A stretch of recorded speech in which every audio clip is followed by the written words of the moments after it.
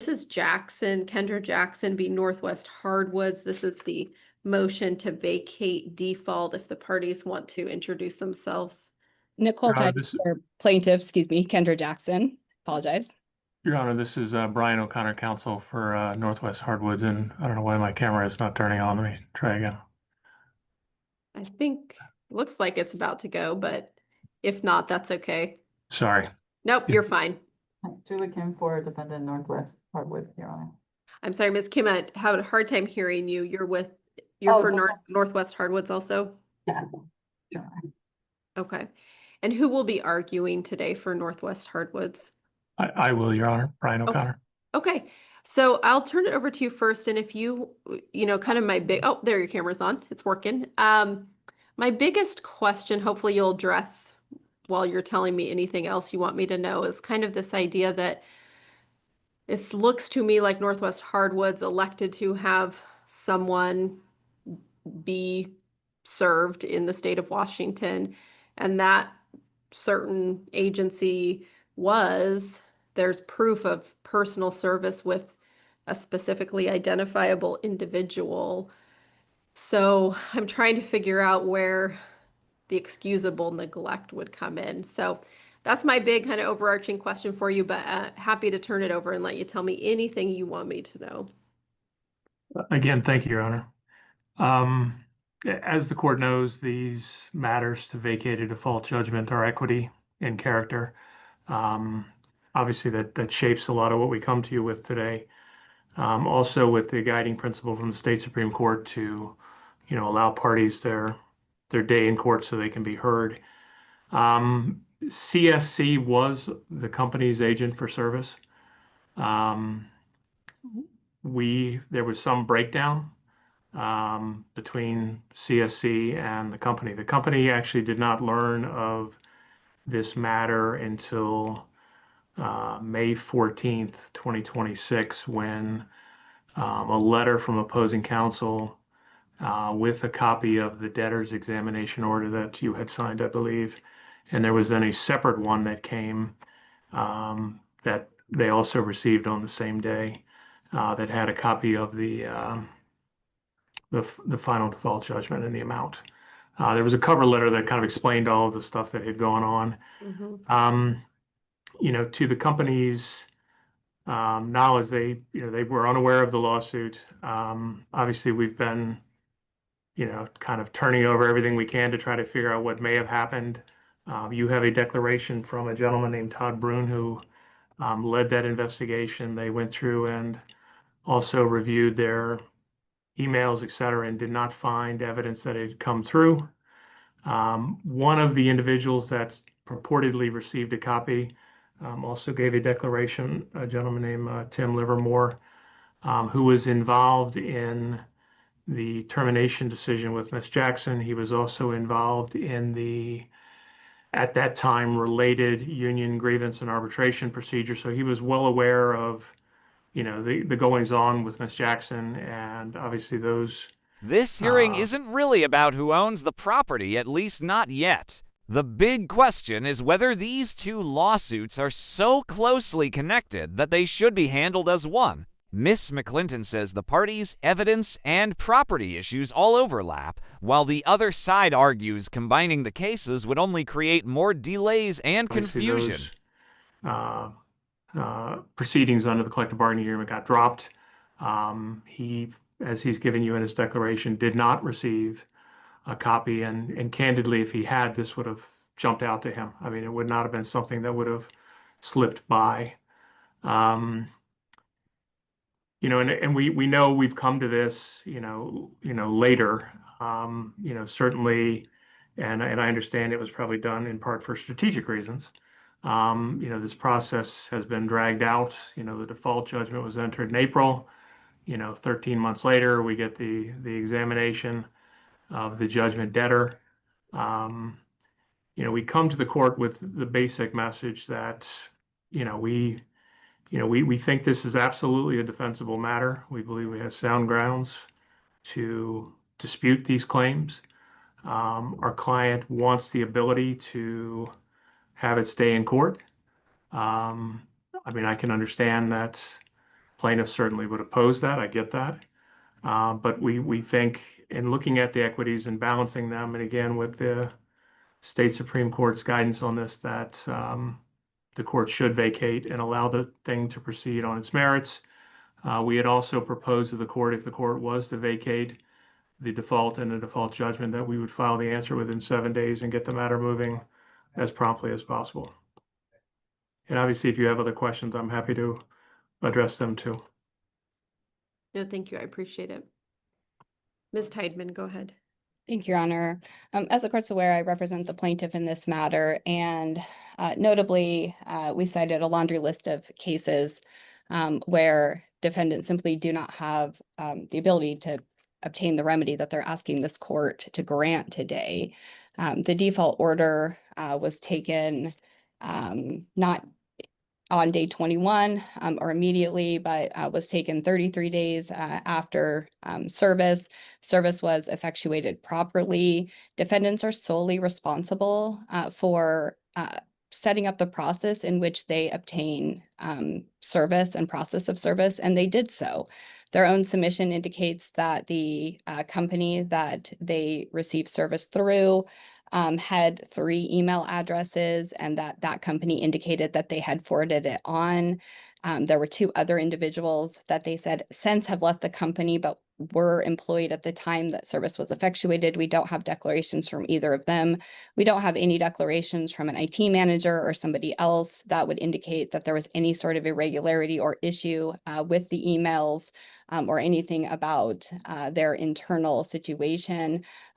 But the basis for the defendant's request for this court to overturn the default judgment are governed by CR 60. And the only basis cited that had any real facts that they were attempting to argue is the mistake, inadvertence, and excusable neglect, which is all under CR 60B1. Those are time barred at 1 year. The court does not have the ability to overturn default judgments based off of mistake, inadvertence, or excusable neglect based off a CR 60B1 defense, which is what is being presented here. Defendant does attempt to make an argument, what I would guess would be to get around that 1 year time bar. And they do that under CR 60B11, but the motion does not cite any extraordinary circumstances, which is what would be required to obtain relief. The pleading just indicates the circumstances presented here and above would somehow entitle them to relief, but the only circumstances pled are mistake, inadvertence, or excusable neglect.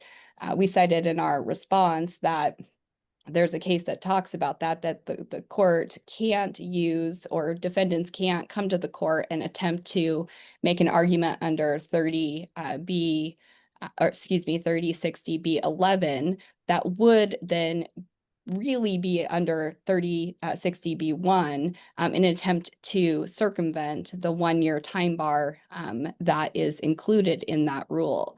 There are no extraordinary events here that would allow the defendant to proceed forward and to obtain the relief that they are requesting. We have a really clear case where perhaps a defendant has a claim against the service company if they believe they do, but the reality is that they set that up. They were 100% responsible for that process. They could have picked anyone. This was the process that was selected. The email addresses were part of that agreement that this was going to be sent to, and simply because defendant did not defend or appear in this matter, we were able to take the default order and subsequently get a default judgment in this matter. The time has been extraordinary that has passed for this motion to be presented to the court. There is nothing that would get defendant around the 1 year time bar. And now the judge introduces an option neither side fully expected. Instead of merging the lawsuits, he suggests having both cases heard by the same judge while keeping them separate. That approach could reduce the risk of conflicting decisions without bringing all of the extra filings and legal disputes into a single case. It's a practical compromise the court appears to be seriously considering. And there is, again, even if we weren't in that circumstance, the case law is very clear that a breakdown of office procedures, mistakes made by individuals, this is not a reason that would allow this court to find excusable neglect and overturn this judgment. We'll rely largely on the case law that we cited within our response, of which there is many cases that would support that this court cannot do what defendant is requesting. And we're asking that the court deny this on its face. If the court intended for CR 60B11 to be a catch-all at any time anything happens, then we wouldn't need the rest of the rule.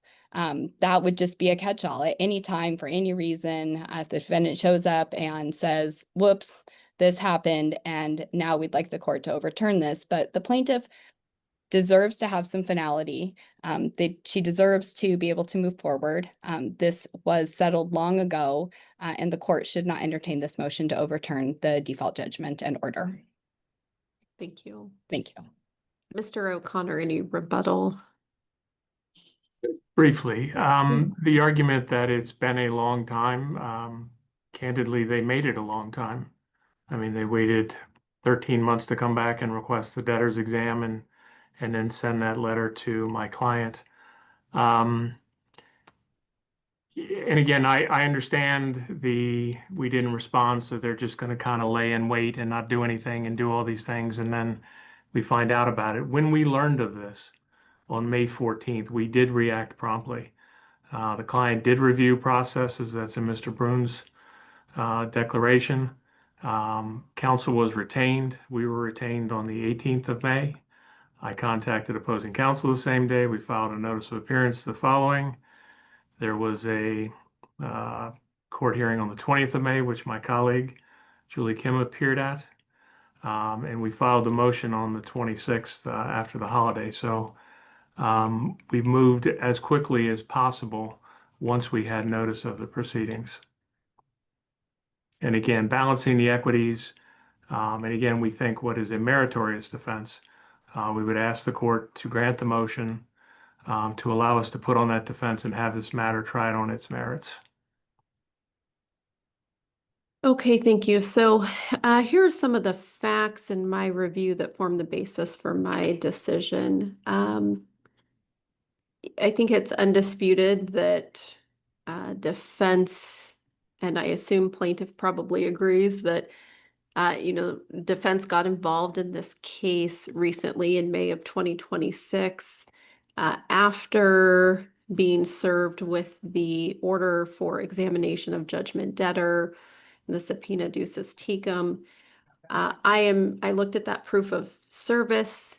It went to an address at 300 Deschutes Way Southwest, Suite 208, Tumwater, excuse me, that's where personal service was made, which is the Corporation Services Company address, who is the registered agent for the defendant, Northwest Hardwoods. So that personal service was done at that specific address to CSC, and it did make its way to the defendant. I think we all agree with that.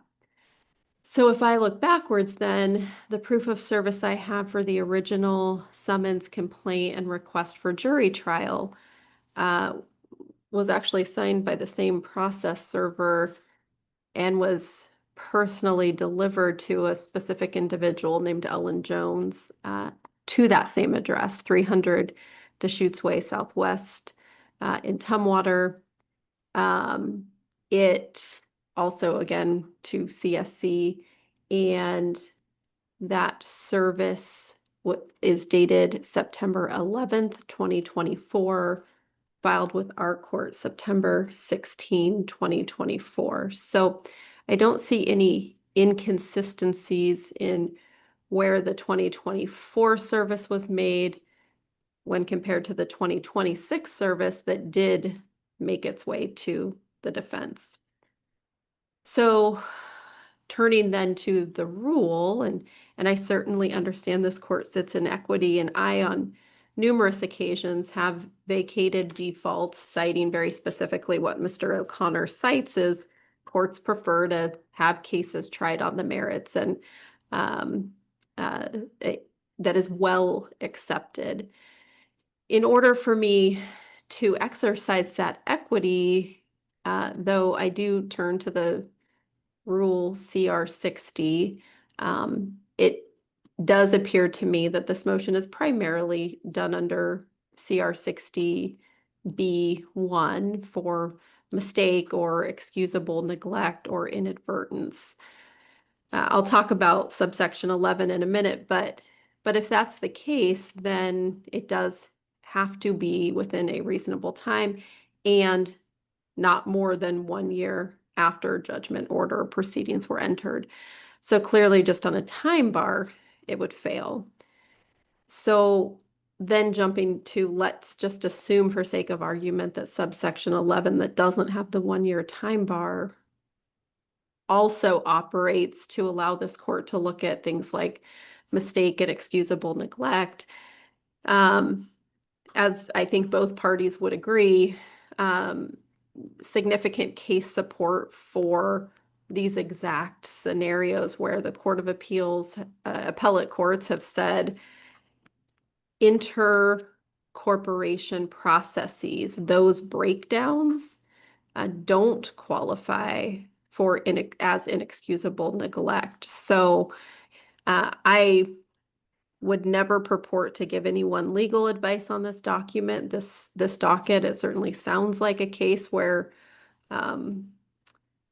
the nominated service corporation did not fulfill its duties to the defendant, but that does not result in excusable neglect. In fact, it's what the courts have described as inexcusable neglect. So I'm going to deny the motion to vacate for those reasons. Do the parties need a presentation date for an order, or do you all think you can agree on how that should be worded? If we do a presentation, I'll have to set you out 2 weeks the next time I'm on this docket. I would prefer just to set a presentation date and then hopefully we can just Okay. work out the terms of the order, but that way we have a backstop just in case that does not get finalized. Would June 17th at 2 o'clock work for that presentation? That works for me, Your Honor. Within 1 second. Okay. I'm in a deposition, but I think my colleague can cover it. Okay. And if we need to move it, then just know it would be 2 weeks after that, which I think would be July 1st. So either I'm fine if the parties agree to renote to July 1. And then how do you, Ms. Tideman, want to handle the supplemental proceedings at this time? I did receive from defendant an objection to the subpoena, and I have not received any documents. So I would like an opportunity to discuss those objections with defense counsel, see if we can work through those. So I would like to set that to the 17th as well, so that hopefully we can work through any of the subpoena issues and obtain documents. But without documents, I don't want to proceed forward today. Mr. O'Connor, would your associate be able to handle that matter, or would you prefer to handle it?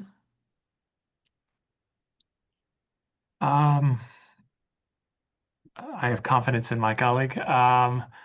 Let's say the 17th, if it's okay, if in hindsight we reassess that, I'll talk to opposing counsel. Maybe we can push that out. Understood. Later, if Does that work? circumstances change, both cases will now move forward before the same judge, allowing the court to keep an eye on the broader property dispute while avoiding unnecessary complications. It's a reminder that sometimes the biggest courtroom decisions are about managing the process, not deciding who ultimately wins. If you enjoyed this courtroom breakdown, hit that like button, share your thoughts in the comments, and subscribe for more real courtroom drama and legal analysis.